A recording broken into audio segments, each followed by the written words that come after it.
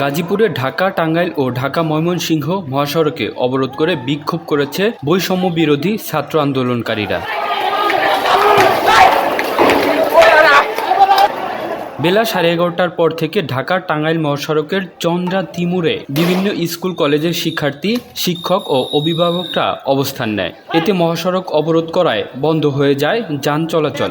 ভোগান্তিতে পড়েন চলাচলকারী যাত্রীরা।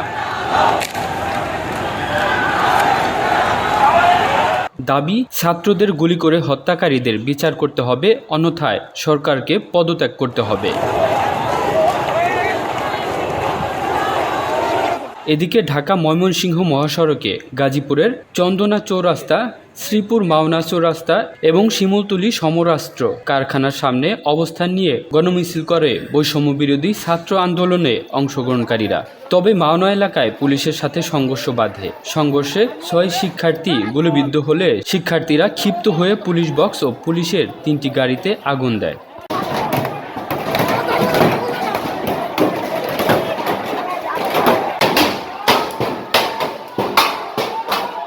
কামরুল ইসলাম, এই বাংলা নিউজ ডেস্ক।